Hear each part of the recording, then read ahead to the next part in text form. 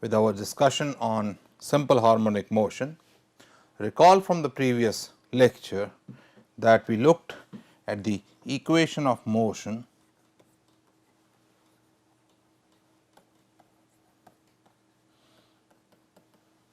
for simple harmonic motion, and what we found is that if the displacement is x, then let me call this displacement,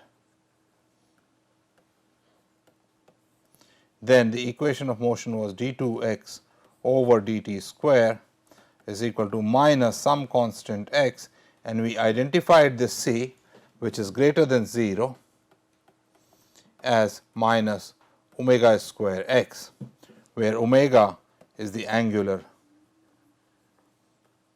frequency. So, looking at this equation d2x by dt square is equal to minus omega square x, we also wrote the solution as x t is equal to some constant a cosine of omega t plus b sine of omega t, where constants a and b are determined by two conditions, which could be the displacement, for example, could be displacement and velocity at 0 or displacement at two different times, and we solved certain examples of this. We also learnt, besides the equation, so equation which was d2 x over dt square equals minus omega square x. Remember how we motivated this equation.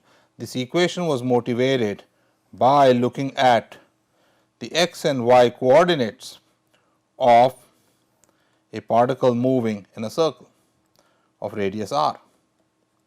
It was moving uniformly with either speed v or angular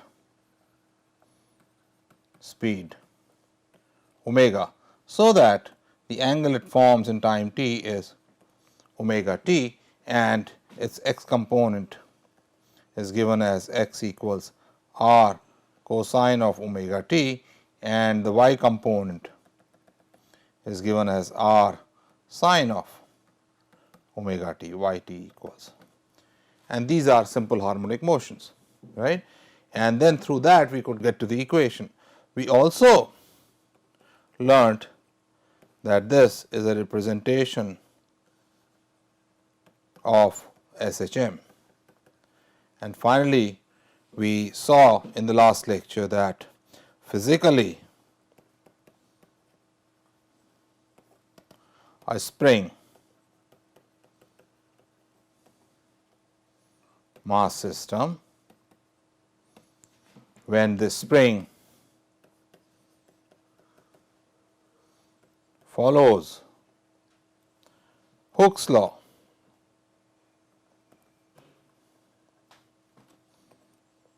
right, performs simple harmonic motion. So, this is a setup against which now in this lecture I am going to show you and discuss with you some more examples of where you see simple harmonic motion. So, these are the physical systems where simple harmonic motion takes place. One obvious question is, what happens if I take this spring and hang a mass to it in a vertical situation? Remember last time what we looked at was a spring and mass which was moving on, the mass was moving on a horizontal frictionless surface. Now, I am going to look at a mass which is being hanging from a spring. So, what happens if the mass is m is that initially this spring is going to stretch, and the mass is going to come down in some equilibrium position. How much does it stretch? Let us say it stretches by L, which is going to be mg by k, where k is the spring constant which we defined last time, m is the mass of the block, and g is the gravitational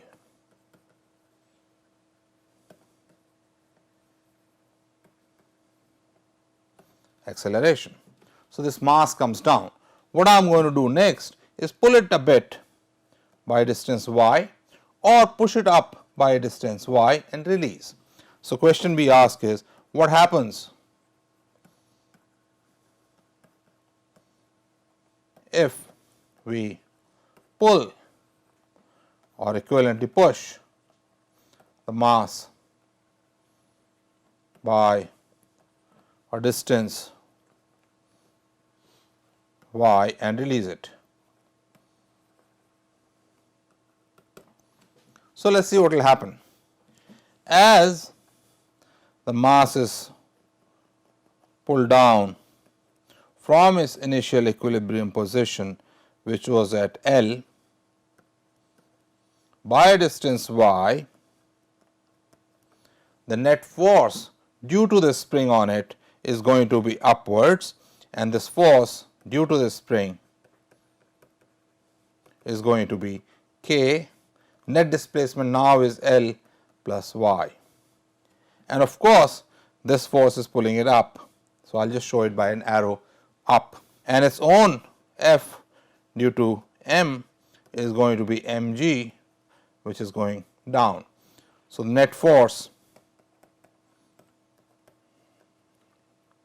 is going to be k L plus y minus mg, and remember KL equals mg, KL equals mg, and therefore, all I am left with is ky pulling it up.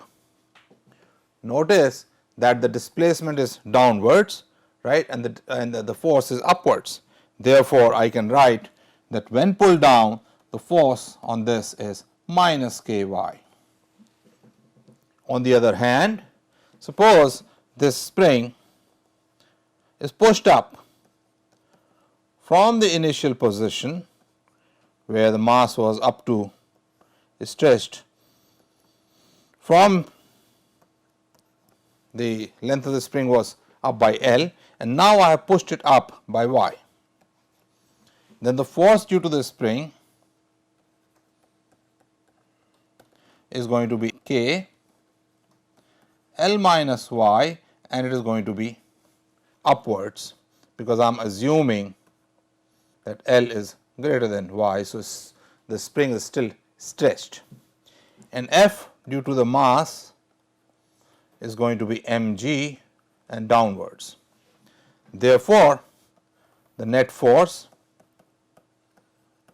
is going to be equal to again k L minus y minus mg minus ky, right, and this is minus sign. So, minus ky upwards or ky downwards. So, when y is up, the force is the other way, right. So, net force I can always write, therefore, whether the spring is pushed up or pushed down, F is always going to be equal to minus ky. So, the equation of motion is going to be m d2y over dt square equals minus ky, or d2y over dt square equals minus k over m y omega square still comes out to be k over m. So, even if you hang the spring vertically, right, it is being pulled down by constant force, the mass is being pulled down by constant force mg, even then omega square remains the same. A related problem could be that if I take this spring mass system, put it on a horizontal table and pull it by a constant force F. So, all that is going to happen is going to change its position to a new position, right, with this displacement being F over k. and after that if I again displace it from that position, is going to have again the same frequency omega square equals k over m. So, the natural frequency of this system remains unchanged even when spring mass system is vertical or it is horizontal and still and being applied a constant force. All that happens is the equilibrium point shifts. Let us take the second example. Again, I am taking these examples to show you how different systems perform simple harmonic motion. So, in this system I am going to take a string pulled so that it has a tension T. I put a mass in between M, attach another spring, identical spring of length L of same tension T, and attach it on the other side to a wall. So, I have two strings of length L, both having tension T. They have been pulled up with this mass in between, and next what we do is displace. This was the initial position. Displace this whole thing a bit. Tension remains T. I will displacing it such that, suppose this distance is x, x over L is much less than 1. So, the change in the length of the string is not really much. Therefore, tension remains roughly the same. What is going to happen though is this mass is going to be pulled like this by the string on this side and like this by the string to this side. And therefore, there is going to be a net force F net in this direction on the string opposite to the displacement. On the other hand, if I pull this mass down like this is tension T, this is tension T, then the force is in this direction.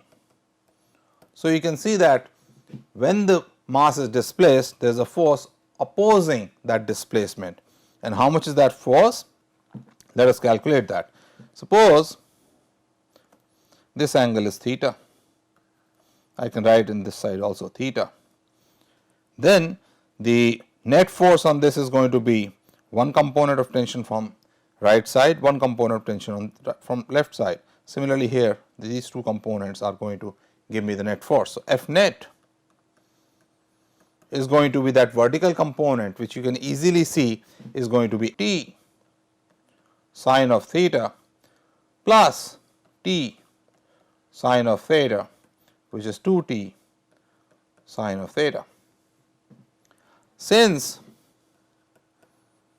x is much less than L, sine theta is roughly same as tan theta, is roughly same as theta is x over L, and therefore, F net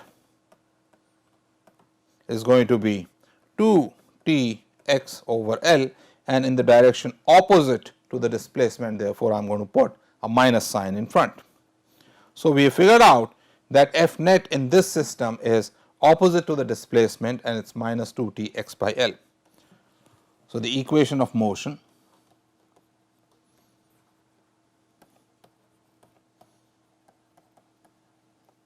for the mass is going to be m x double dot is equal to minus 2T x over L, which I can write as minus 2T over L x, and therefore, x double dot is minus 2T over L m times x.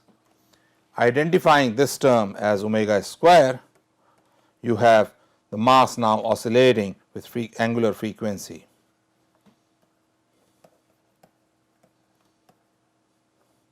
Omega equals square root of 2T over Lm, or time period is equal to 2 pi square root of Lm over 2T, and the general displacement yt or xt of this mass is going to be given as some constant A cosine of square root of 2T over Lm t plus B sine of square root of 2T over Lm t. So, that is another example just to show you that simple harmonic motion occurs almost every day in many different situations in our lives. Let me take a third example. Example 3. Suppose I have a wooden block or any block of any material floating in some liquid, and let us call this block of uniform surface area A here, and it is floating in some liquid submerged by depth L. Here it is. So, it is submerged, this is a surface, and this depth from here to here is L. And from Archimedes' principle, I know that rho g L times A is the weight of the liquid displaced is going to be mg, where m is the mass of the block, all right. Rho is the density of liquid, L is the depth to which the block is submerged, G is the gravitational acceleration,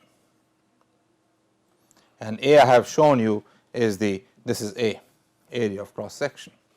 So, I have A rho g L equals mg, g cancels.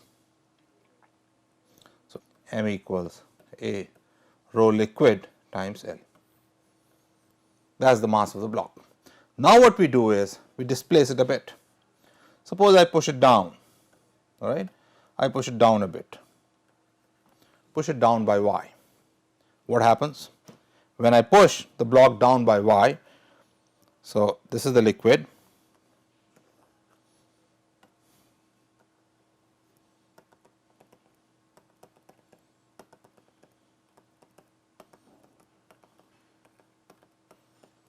earlier the block was up to depth L, and now we have pushed it down further by y.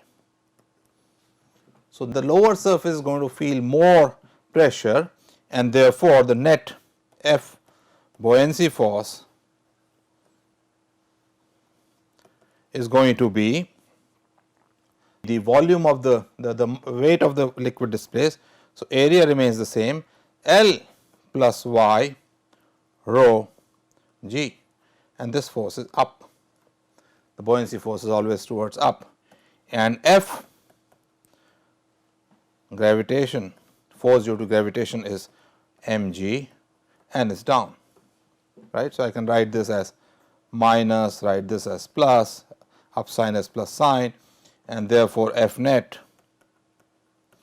is going to be A L rho g minus mg is 0, right. We just found out that A equals A rho L, and therefore, A L rho g and mg are the same, they cancel, and you get the net force A y rho g up.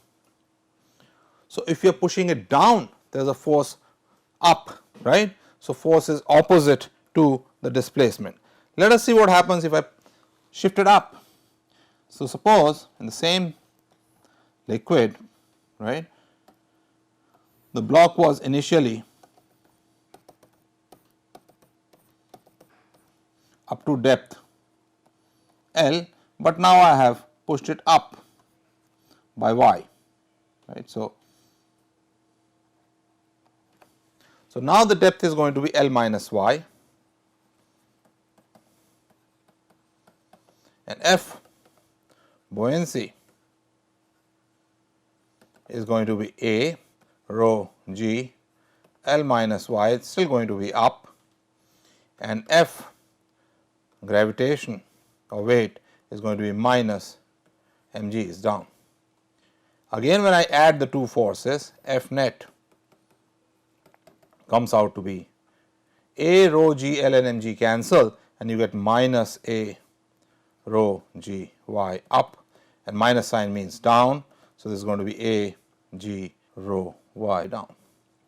So, when y is positive, that means it is being pushed up, the force is down. So, the net force, the expressions are the same, F net irrespective of whether the block goes up or comes down is minus A g rho y, is A g rho y, A g rho y. So, the equation of motion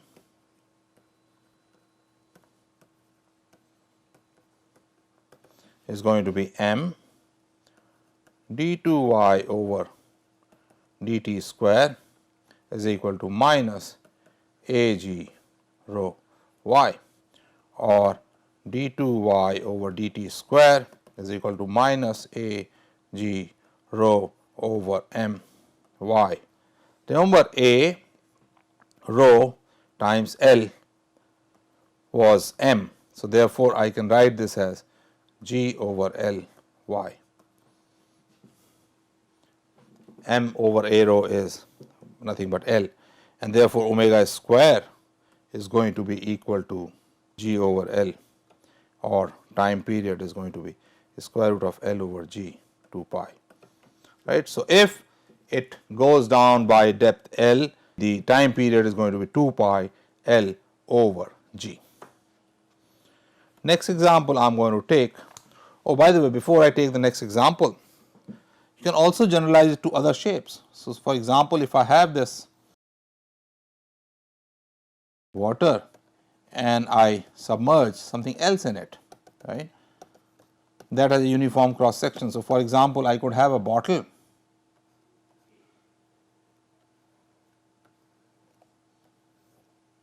that is submerged. In that case, when the bottle is pushed down or up, the relevant cross sectional area is going to be this cross sectional area A. Okay, so, you can work this out. I have given you already the idea how to work out these problems. Next example, number 4 I am going to take is a U tube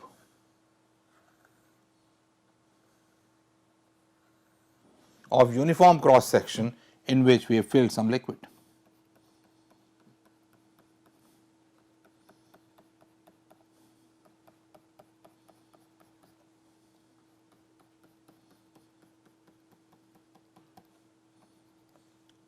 And let us say this entire length of this liquid column is L.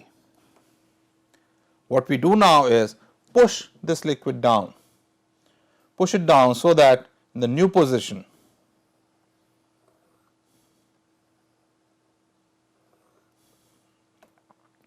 the liquid is, let us say, goes up on one side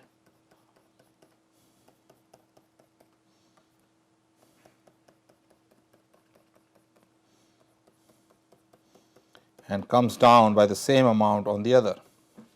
So, this was the initial equilibrium position. So, it goes up by, say, amount y, and therefore, it comes down by an amount y. So, that the total height out here is 2y. It could be the other way also.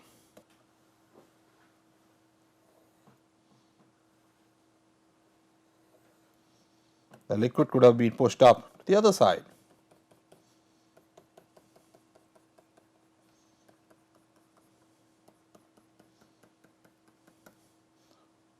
By an amount y.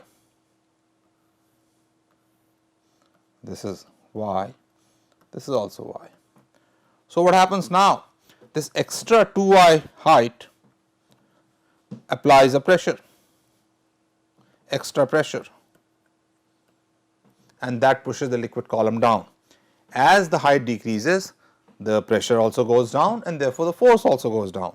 Nonetheless, when the height is h, the force due to this pressure is going to be the cross sectional area A, the cross sectional area A times rho liquid times 2y times g, that is the net force, and is in the direction opposite to the displacement.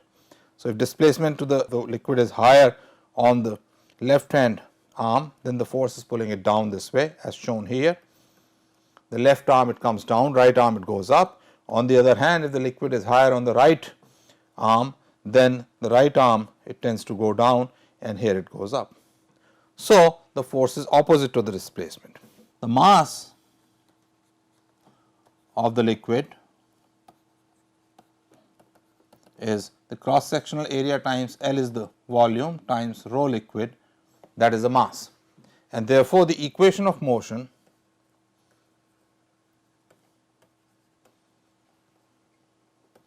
is m y d2y by dt square is equal to minus 2 a rho g times y. That is what we had calculated the force to be, 2 a rho y g, 2 a rho y g, and mass is a l rho. So, a l rho is equal to minus 2 a rho g y. A cancels, so does rho, and you have the equation of motion. Oh, there is a d2y by dt square. You have the equation of motion d2y over dt square is equal to minus 2g over L times y. This is exactly the same equation as that for simple harmonic motion, and therefore, you are going to have the frequency of simple harmonic motion given as 2g by L or time period of oscillations is equal to 2 pi square root of L over 2g. So, these are some examples that you see in daily life. You can do it even at home and measure this time and see that simple harmonic motion indeed takes place in this. I am now going to come to a very specific example of simple harmonic motion called the simple pendulum and derive the time period for oscillation of a simple pendulum. Whatever we do here, you can check at home also, because it is a very easy thing to make. All you do is take a string and tie a mass at the bottom. The extent of mass or the size of the mass should be much less than the length of the string, and then it becomes a simple pendulum. If you displace it to one side, the mass comes back, swings to the other side, the energy is not lost, to the same height and does a back and forth motion. So, first thing you notice is that the motion of the pendulum is periodic. But the question is the motion simple harmonic motion? And you will see, and it will become clearer if I may take this pendulum to be that made of a rod, that for large theta, if the displacement from the vertical is large, it is not simple harmonic. On the other hand, if theta is very small, then the motion is simple harmonic. So, let us see how does that happen. If the theta is small, then for small displacement, I can consider this to be almost moving horizontally, all right. So, that if the displacement is x, all right, the force in the x direction I need to calculate. Why is that force there? Let us analyze that. When the pendulum is displaced, and here I am going to make an angle, its weight mg can be written as two components. One component is along the string and the other one is perpendicular to the string, and it is in the direction opposite to the displacement. and this component, if this angle is theta, this component f perpendicular to string is equal to m g sine of theta. Okay. So, here is the pendulum, it has been displaced by an angle theta. Here is its weight mg, it has a component parallel to the string and the other component perpendicular to the string, and f perpendicular to string is mg sine of theta. So, force is mg sine theta, all right, which for theta much less than 1, okay, if the length of the pendulum is L and this displacement in the horizontal direction is x, then x or this arc length does not really matter for theta much less than 1.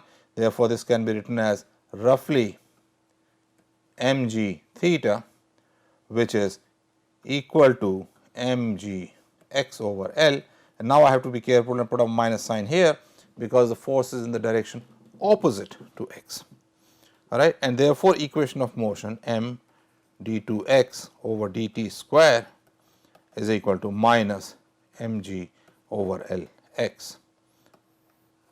This is the equation of motion. I will cancel m from both sides and I get d2x over dt square is equal to minus g over Lx. This is the equation for simple harmonic motion. Notice that this is simple harmonic motion only under the approximation that theta is much less than L, or the displacement x is much less than L, theta is much less than 1.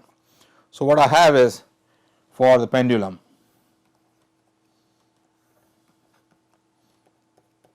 theta much less than L, or this x theta much less than 1 or x much less than L, I have d2x over dt square is equal to minus g over Lx, and therefore, omega square is g over L, or omega is the square root of g over L, and the time period t equal 2 pi square root of L over g. Notice that the time period does not depend on the mass of the bob or mass of that point, mass that you are hanging at the end of the string. It depends only on the length of the string. An interesting problem would be find the length of a pendulum that has time period of 1 second. We will go to the formula. 1 equals 2 pi square root of L over g gives you L equals g over 4 pi square, which I can roughly because g is roughly pi square is 1 over 4 meters or roughly 25 centimeters. And you see your wall clock at homes, the pendulum that swings there is roughly has the length of 25 centimeters, roughly because I have taken g to be pi square.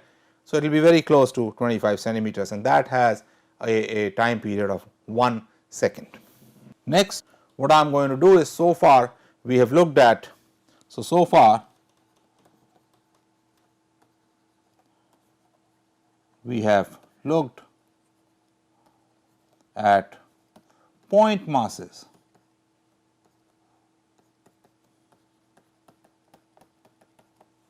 performing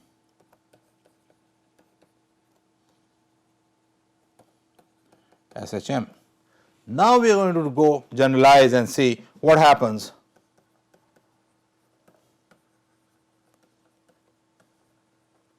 if we deal with extended bodies, rigid bodies, and so on. So, as the first example, I am going to take a rod hanging with a pivot pivoted at one end and hanging vertically, and when it is displaced from vertical, it starts going back and forth around the equilibrium position. So, it does perform periodic motion. Is it simple harmonic motion? That is the question we are asking. And let us see, it is very much similar to the simple pendulum that we discussed, but you have to be careful when you are dealing with rigid bodies. Remember, this whole body is one whole body, right. So, let me write, when dealing with extended rigid bodies, what is the equation that we use? We use torque equation. So, in this case, I am no longer going to use the force equals mx equation, but rather torque equals I alpha, where alpha is the angular acceleration equation. So, let us now formulate the problem and say a uniform rod of mass m and length L is pivoted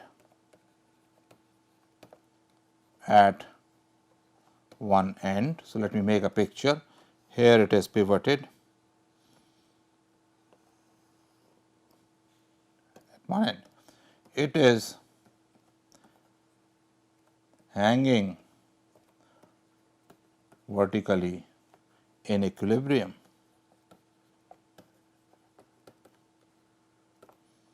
If displaced by an angle theta from the vertical, write its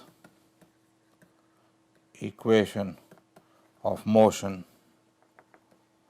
when it is released. So, what we are doing is we are displacing it by an angle theta and releasing it, and I want to write the equation of motion, number 1. Number 2, find if for theta much less than 1, it performs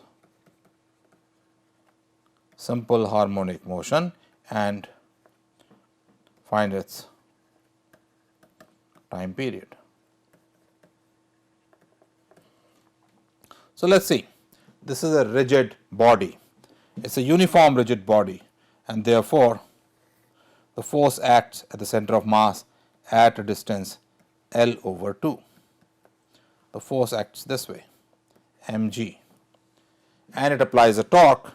How much is the torque? Torque is going to be perpendicular distance, right. So, let me show it in different color. The perpendicular distance, which is shown in red, L by 2 sine of theta, and that pulls it back. So, the torque on the body is mg L by 2 sine of theta, and it is in the direction opposite to the displacement. An equation of motion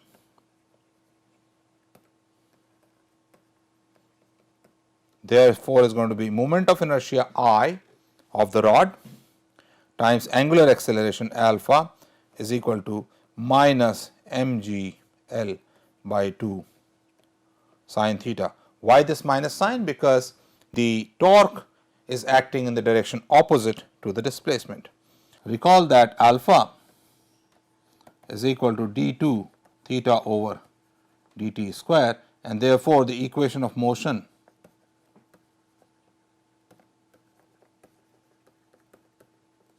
is I times d2 theta over dt square is equal to minus mgl over 2 sine of theta, or d2 theta over dt square is equal to minus mgl over 2I sine of theta.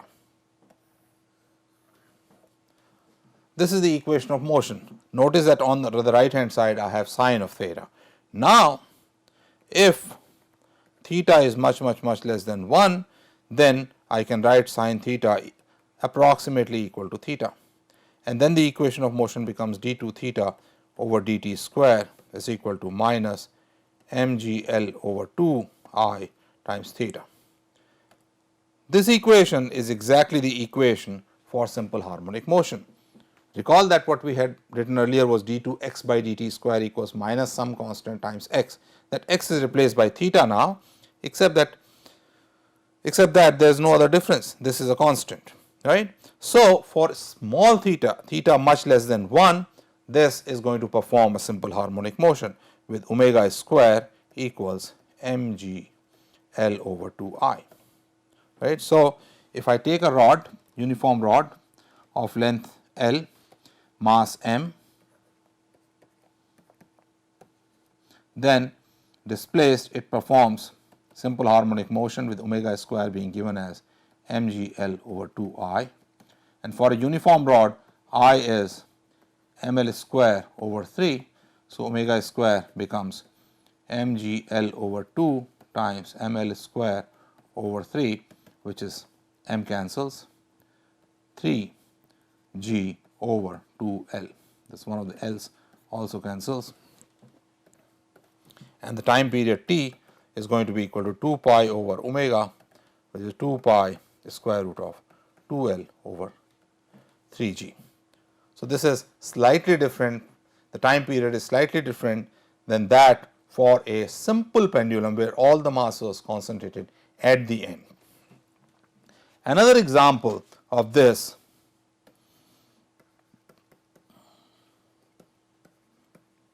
is, suppose I have a disc and I pivot it at a point on its periphery. So, a disc, a uniform disc of mass m and radius r is pivoted at a point on its periphery, and now we displace it slightly with a small angle.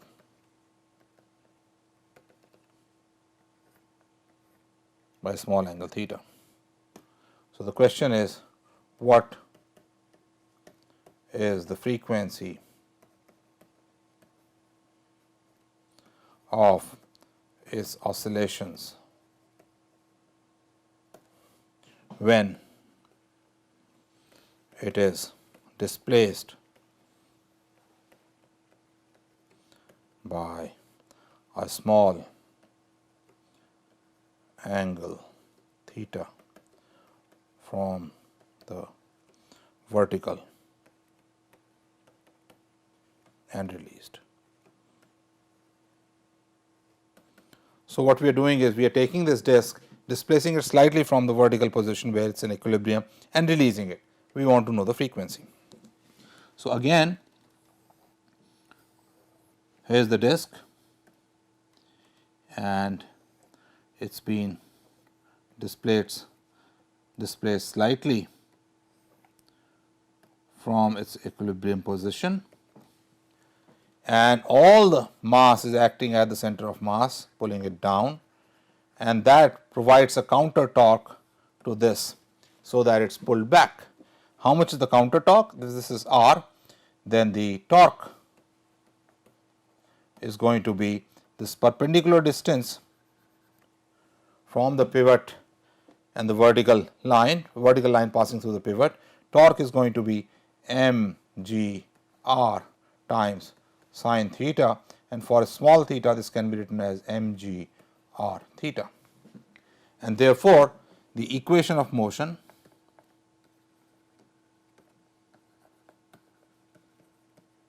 is going to be I alpha equals minus mg r theta, or I d2 theta over dt square is equal to minus mg r theta. By parallel axis theorem, I is going to be the moment of inertia about the center of mass, which is mr square by 2 plus mr square, which is 3 mr square by 2, and therefore the equation of motion is 3 mr square over 2 d2 theta over dt square is equal to minus mg r theta. Let's cancel m on both sides, let's cancel one of the r's on both sides, and therefore I get d2 theta over dt square is equal to minus 2g over 3r theta. So, omega square in this case is going to be 2g over 3r, and the time period t is going to be 2 pi square root of 3r over 2g. Another problem I am going to now do, just to show you how wide this concept of simple harmonic motion is something called the plasma oscillations. And if you recall from your 12th grade book, these occur, or you may have heard of plasma or plasma frequency while talking about radio waves in ionosphere. So, what a plasma is a collection of positive and negative charges, and when they are displaced with respect to each other, as I will show in the problem, they start oscillating together, and that is called the plasma oscillations, and the natural frequency for this is denoted by omega p, which is known as plasma frequency. So, the question that we are going to ask is problem. Shown below is a collection of positive and negative charges. We can say positive ions and electrons. Let me show this. So, this is like the positive charge shown by black, and on top of it is negative charge shown by red, and this is shown in slab geometry. The positive charges are fixed while negative charges are mobile. If the slab of negative charges is displaced as shown, it starts oscillating. Find the frequency of oscillations. So, what we are showing is that this negative charge is now going to be displaced slightly outside this. This is what is shown. So, that on this side there is negative charge, on what is left behind here on the back side is here is all positive charge. And then obviously this sets up an electric field which pulls the negative charge back. So, let me now explain the problem further. So, what we are doing is we have this slab on which we have this negative charges that have been displaced slightly. So, what is happening is here is this charge becomes negative, and what you are left behind with is this positive charge, and this sets up an electric field like this out here, and this electric field is going to pull this red thing back. So, there is a restoring force.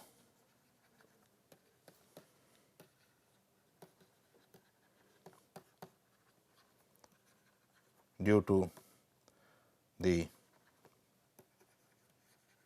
electric field. If this restoring force is proportional to x or the displacement, then I know there is going to be simple harmonic oscillation. So, let this distance be x. Let the width of the slab be L. Let this area out here, area be A. Now, let us see if this charge has been displaced by x, how much is this surface charge out here? So, let n be equal to number density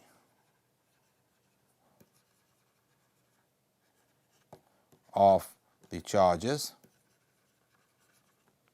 all right. So, when I displace this by x, the volume that is out, this is shown here, which I am putting my pen over, which has been shown by purple and all that, is going to be A times x. So, number of charges is going to be n times A times x. So, charge, because it is a negative charge, is going to be minus n E A x, where E is the, let us say, electronic charge, if these things which are being moved are electrons. Exactly by the same amount, the charge on the other side is going to be, on this side is going to be n E A x. So, charge per unit area on both sides, which I will call sigma, is going to be n E A x divided by A, which is n E x. This is sigma. So, on the left hand side I have plus sigma, on right hand side I have minus sigma. So, electric field set up in between is going to be sigma over epsilon 0, which is n E x over epsilon 0, pointing to the right. And this is going to apply a force on these electrons. How much is the force? Force is going to be number of electrons n A L. We are assuming x is much less than L. N A L times the charge is E. I can put a minus sign, but since we are only calculating the magnitude, I can put a plus, times the electric field, which is n E divided by epsilon 0. So, this is going to be n square A L E square x divided by epsilon 0. And this force is going to be the mass of the electron which are going to move times the acceleration. Mass is going to be number of electrons A L times m e, mass of the electrons, x double dot is going to be minus n square A L E square x divided by epsilon 0. This minus sign shows that this is a restoring force. Now, I can cancel A from both sides, I can cancel L from both sides, I can cancel one of the n's from both sides, and I am left with m e x double dot equals minus n e square x divided by epsilon 0. So, I am left with m e x double dot equals minus n e square x, x double dot equals n divided by epsilon 0, n e square over m e epsilon 0 times x, and this is nothing but omega plasma square. So, omega plasma square is n e square over m e epsilon 0, and this is known as the plasma frequency. So, this is a different application of the concept of simple harmonic motion to a collection of charged particles. As the final problem in this lecture, I am going to take a square of side A, pivot it vertically at one of the corners, and then displace it slightly from that position by an angle theta